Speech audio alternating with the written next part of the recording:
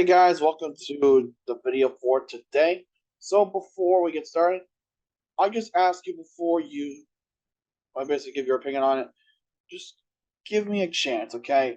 I'm not asking for a lot. I'm just asking for a chance. That's why you're here. If you're a new viewer, or if you're a returning viewer, you just haven't subscribed yet. I just ask you just give me a chance. Give me a week to prove that I can try and do the best that I can to my ability. Like, comment, subscribe, share, whatever you're gonna do. Let your friends know what's going on here. But anyways, let's get right on to the video.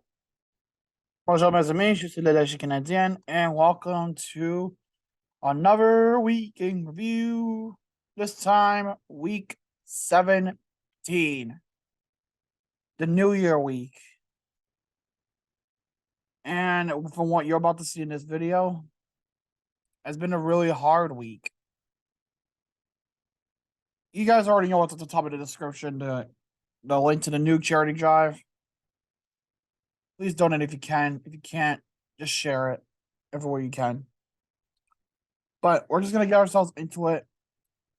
First, starting off Thursday Night Football, we got the Cowboys ticket on the Titans. This game, it was what you expected it to be. The Cowboys just heading on into national and just taking a massive shit on the Titans. That's just pretty much all it was. For the Cowboys, Dak Prescott went 29 for 41, 282 yards, 2 touchdowns, and 2 interceptions. Malik Davis ran 10 times for 39 yards. And for receiving, CeeDee's nut slam with 11 receptions for 100 yards. Yeah, it's pretty good. For those Titans, Josh Dobbs. Yeah, I know. He got a start. No kidding. Went 20 for 39, 232 yards, a touchdown, and an interception.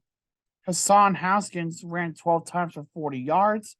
Treylon Burks caught it 4 times for 66 yards. But the Titans just, again, laid a massive egg. 27-13 over the Titans. Dallas wins. And they still actually have a shot at the number 1 seed. Yes, really. They have a shot at number 1. Moving on, we had the Falcons hosting the Arizona Cardinals. And a game of who sucks less. That's just all it is. For the Cardinals, David Blau went 24 for 40, 222 yards, and a touchdown. James Conner ran 16 times for 79 yards. And for receiving, Trey McBride caught it 7 times for 78 yards and a touchdown. All right, decent numbers. For the Falcons, Desmond Ridder went 19 for 26, 169 nice yards. And that's all. Tyler Algier carried it 20 times for 84 yards and a touchdown. Receiving, Michael Pruitt caught it 4 times for 49 yards. The Falcons would walk away with the win. Final score being 20-19. And it's a win. Win's a win, right? Went on, we have ourselves a matchup between, my fucking screen wants to load, between the Bears and the Lions. This game was just a whatever. Detroit's still alive. They have something to play for. Chicago has shit. And their game was shit. Let's see it. Justin Fields went 7 for 21, 75 yards, a touchdown, and an interception. Woof. Justin Fields ran 10 times for 132 yards, and Cole Kmet caught it twice for 27 yards and a touchdown. Yikes. For receiving for the Lions, Jared Goff went 21 for 29. Hell, Goff had the same amount of completions as Fields did attempts. 255 yards and 3 touchdowns.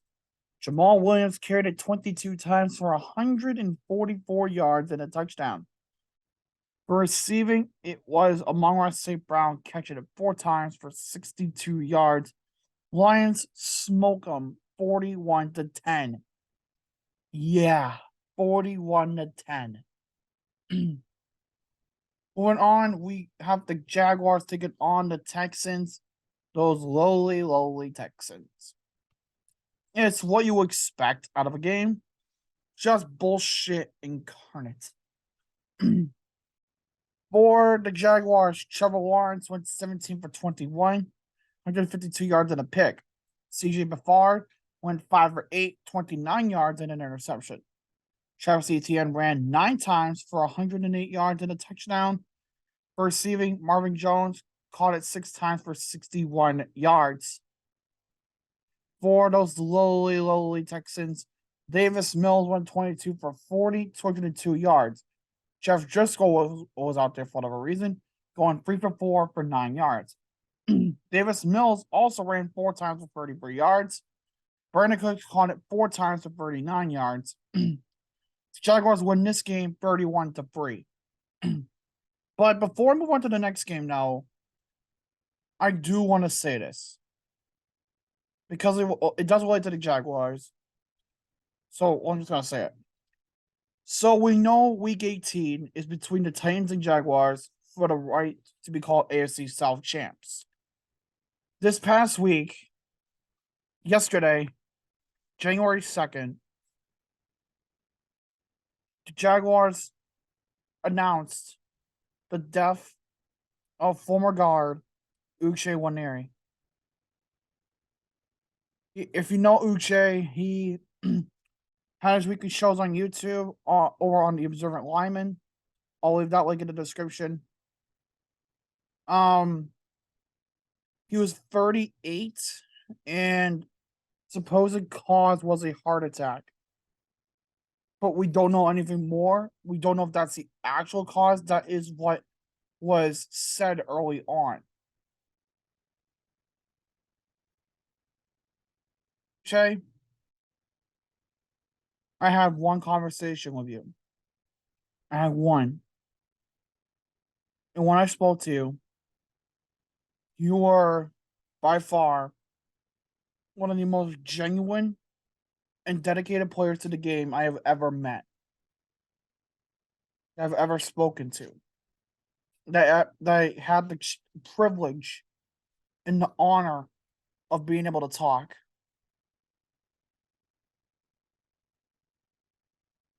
The football world loves you. From the tweets that we saw, my friends urinating tree and 5 points vids, they love you too.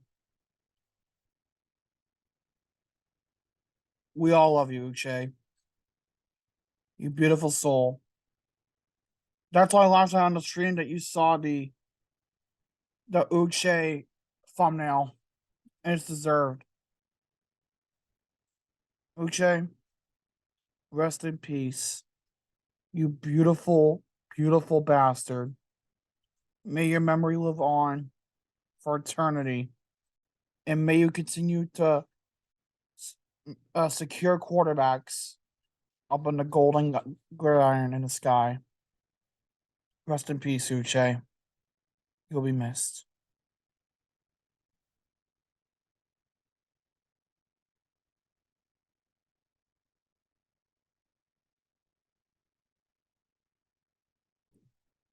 There's no real way to, there's no real easy way to move on from this. But we have to. We're gonna try our best to. So let's move on. Broncos and Chiefs. And it's just, how the hell did the Broncos nearly come back and win the game? Seriously, how? For the Broncos, Chef Ross went 26 of 38, 222 yards, a touchdown, and an interception. Latavius Murray carried it 12 times for 56 yards. For receiving, Albert Uquip, I am not going to try and pronounce that guy's last name. I'll just say Albert okay. Caught it 3 times for 45 yards and a touchdown. For those Chiefs, Patrick Mahomes went 29 for 42, 328 yards. God damn it, another 28-3 reference. God damn it, Mahomes. 3 touchdowns and an interception. Isaiah Pacheco carried it 9 times for 31 yards and a touchdown.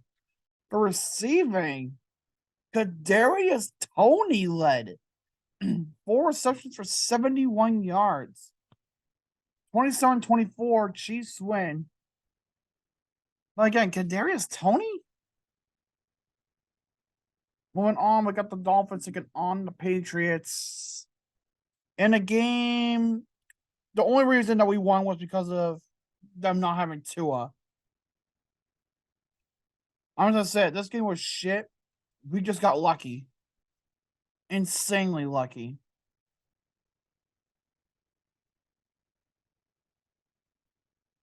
Seriously, it was just bad. It was just bad. For those Dolphins, Teddy Bridge went 12 for 19, 161 yards, a touchdown, and a pick. Skylar Thompson went 12 for 21, 104 yards, a touchdown, and a pick. Jeff Wilson ran 15 times for 45 yards. Raheem Mostert caught it 8 times for 62 yards and a touchdown. That's all on that front. For the Pats, Mac Jones went 20 for 33, 203 yards and 2 touchdowns. Ramondre Stevenson carried it 8 times for 42 yards. For receiving, Tyquan Thornton caught it 3 times for 60 yards and a touchdown. Patriots win it 23-21. Again, only because the Dolphins didn't have Tua. Then somehow we played good defense against Tyreek Hill and Jalen Waddle. I don't know how. Went on Giants and Colts. It's about as shit as you expected it to be. Seriously. It's that shit. For the Colts, Nick Foles went 8 for 13, 81 yards and a pick. Sam Ehlinger went 9 for 14, 60 yards and a touchdown. Zach Moss went on the ground 15 times for 74 yards. And for receiving, it was Paris Campbell catching it 3 times for 52 yards. For those Giants, Danny Derps went 19 for 24, 177 yards and 2 touchdowns. Daniel Jones also ran 11 times for 91 yards and a touchdown. For receiving, Richie James caught it 7 times for 76 yards and a touchdown. Giants win 38-10. In doing so, they have done it. The New York Giants are in the playoffs for the first time since 2016. Wow. Good on them. Moving on, Saints, I almost said Saints, Phillies. God damn. Saints and Eagles. In a game that we all expected one team to win, but it wound up being the complete fucking opposite. For the Saints, Andy Dalton went 18 for 22, 204 yards and an interception. And Taysom Hill went 2 for 2 for 24. Alvin Kamara ran 16 times for 74 yards. For receiving, Rashid Shaheed caught it 6 times for 79 yards. For the Eagles, Gardner Minshew went 18 for 32, 274 yards, a touchdown, and a pick. Miles Sanders ran 12 times for 61 yards. And Devontae Smith caught it 9 times for 115 yards. Somehow that did not win the Eagles a game. Final score 20-10. Saints win. The Eagles lose a firm grip on the number 1 seed. Somehow they have lost that grip. Hold on, we got the Bucks taking on the Panthers. Oh, the NFC suffers a complete another shit show. For the Panthers, Sam Darnold went 23 for 37, 341 yards, 3 touchdowns, and an interception. Dante Foreman ran 13 times for a total of 35 yards. For receiving, DJ Moore caught it 6 times for 117 yards and a touchdown. How do you make Sam Darnold to DJ Moore look good, Tampa Bay? For the Bucks, Tom Brady went 34 for 45, 432 yards, and 3 touchdowns. Leonard Fournette caught it 10 times for 28 yards. And okay, the way I just look at this stat just now, Are you sure we weren't fucking playing Madden 23? Because what the fuck is this? Mike Evans caught the ball 10 times for 203 touchdowns. This is not Madden. That is unreal. That deserves all the credit in the world. Shit. I mean, Bucks win 30-24, but what in the Madden 20 is that? Jesus Christ, man. Keep going, Evans. God, keep going. And that's the fucking Evans we wanted to see all season. All right, now moving on.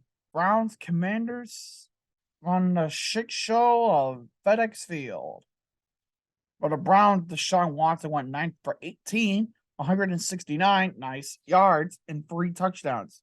Nicholas Chubb ran 14 times for 104 yards, receiving another fucking Madden stat. Amari Cooper caught it 3 times for 105 yards and 2 touchdowns. This is Madden. What the fuck is going on? For the Commanders, Carson Wentz went 16 for 28, 144 yards, and 3 interceptions. Brian Robinson ran 24 times for 87 yards. Receiving, Logan Thomas caught it 6 times for 56 yards. Browns win it 24-10. And also, Ron Rivera. How the hell do you not know that your team was eliminated? How the hell did you not know that you were eliminated from the playoffs? How? Should not be the hardest stat the fucking track. That shouldn't be. Like, that really shouldn't. Whatever. Moving on, we got the Niners taking on the Raiders. As the Niners look to try to get closer to that number 1 seed. But maybe they have a chance. Maybe so. For those Niners, Brock Purdy went 22 for 35, 284 yards, 2 touchdowns, and a pick.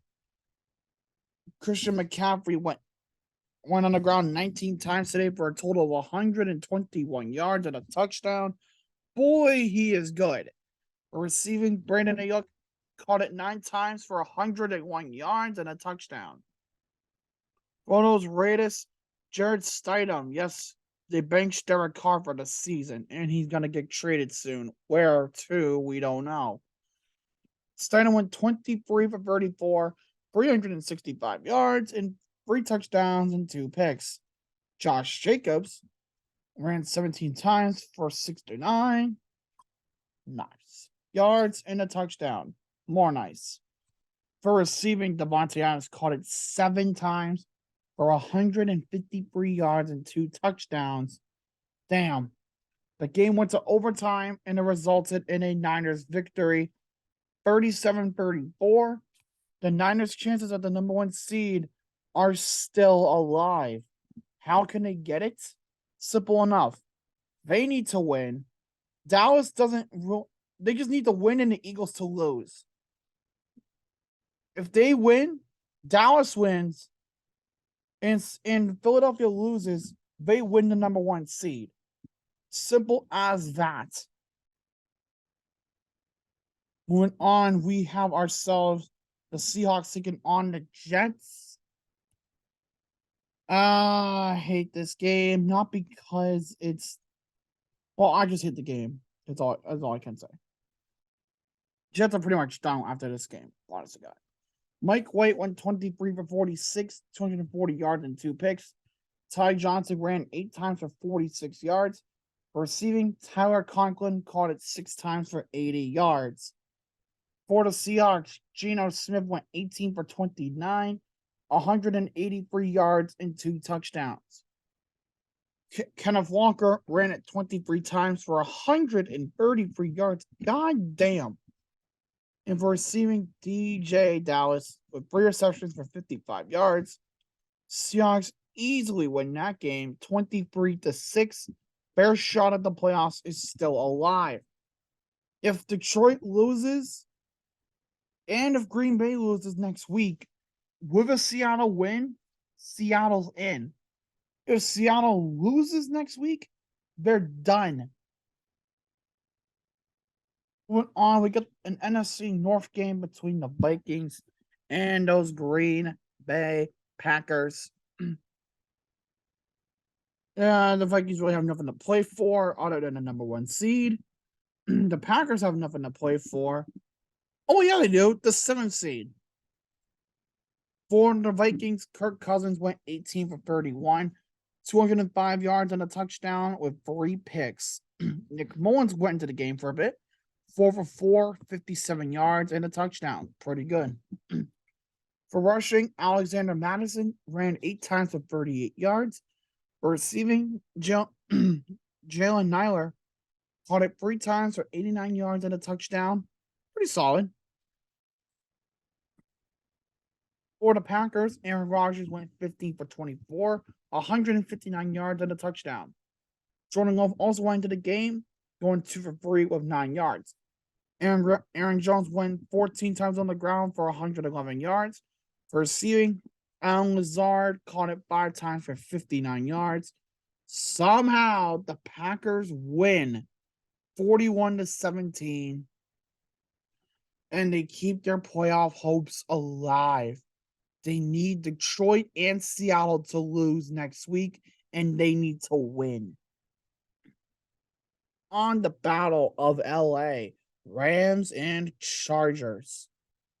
It was a home game essentially for both teams.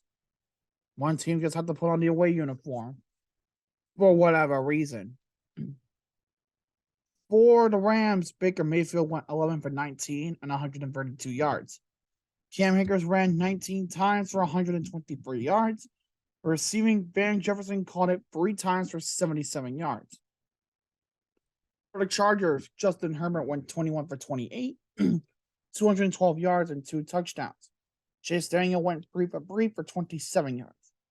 Austin Eckler ran 10 times for 122 yards and 2 touchdowns. Jesus Christ, I almost said 10 touchdowns. God damn. Receiving, Mike Williams caught it 7 times for 94 yards. The Chargers pimp slapped the Rams 31-10. The Chargers, I forgot to say this because I didn't do a video for this in week 16. Chargers are in the playoffs. Now we go on to Sunday Night Football, an AFC North shit show between the Pittsburgh Steelers and the Baltimore Ravens. Ravens have nothing to play for because they're already in. The Steelers have to play for their playoff lives because we all know that the Pittsburgh Steelers are going to the Super Bowl. For the Steelers, Kenny Pickett went 15 for 27, 168 yards and a touchdown. Najee Harris ran 22 times for 111 yards. For receiving, Pat Freiermuth caught it 3 times for 36 yards. And that was all. For those Ravens, Tyler Huntley went 14 for 21, 130 yards, and a touchdown and a pick. J.K. Dobbins went on the ground 17 times for 93 yards. For receiving, Mark Andrews caught it 9 times for 100 yards. Despite that, the Steelers escaped with the win, 16-13. Now, normally, this is where I would be talking about Monday Night Football. Monday Night Football was supposed to be between the Bills and the Bengals. The first about 9 minutes of it was played. The score at the time was 7-3. Unfortunately, as you saw on the stream last night, because I was not there, based on what happened, that's not the case. So, the last play that we know was C. Higgins going down for a first down after getting a catch. He was tackled by Bill's safety, DeMar. I forgot his name. Wow, I can't even believe I forgot his fucking name. I can't believe that. What a piece of shit am I? I can't even believe it. I cannot even believe it. How do I? Oh, right here, Damar Hamlin. He's like about to see Damar Hamlin. Hamlin got up and he collapsed. From the statements that I saw, it was a cardiac arrest suffered on the field. Likely,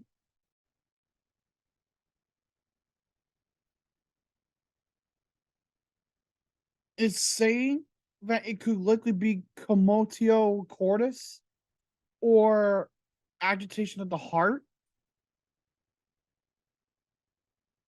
He was transported to the hospital. The game was postponed. I don't know why the sound was playing. If you heard nothing, I'm sorry. But once he was in the ambulance, both teams got it together and kneeled and prayed. Both coaches got together with the game officials and decided the game was done. The game, as of right now, has been postponed. That's all we know as of right now. I don't know why my camera's not showing my face. Oh, hello. But yeah, as of right now, that is where we stand. The game starts at that it was stopped at 7-3 with the Bengals leading.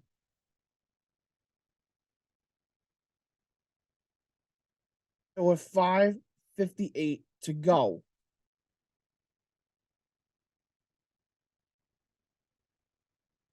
I'll be honest with y'all. It fucking sucks to see a player go down like that. It fucking sucks. Because let me put it this way: no player should ever, and I mean ever, have to go through that. And I support wholeheartedly the decision to end the stream early last night from when I was talking to my moderator and my good friend of mine, Red Rubber Duck. By the way, thank you for running that stream for me while I was doing something stupid, aka accidentally oversleeping. But honest to God, though, I feel so bad. Hamlin, I'm thinking about you. My prayers are with you. My prayers are with your family. My prayers are with the entire Bills organization and their fan base. I hope to God you get better. I hope to God that you're able to play the game again. If you're not, I completely get it. I just pray for a speedy recovery. And I pray that you get better. That's not how I wanted to end the video, but it was necessary because it's the only way we know how to.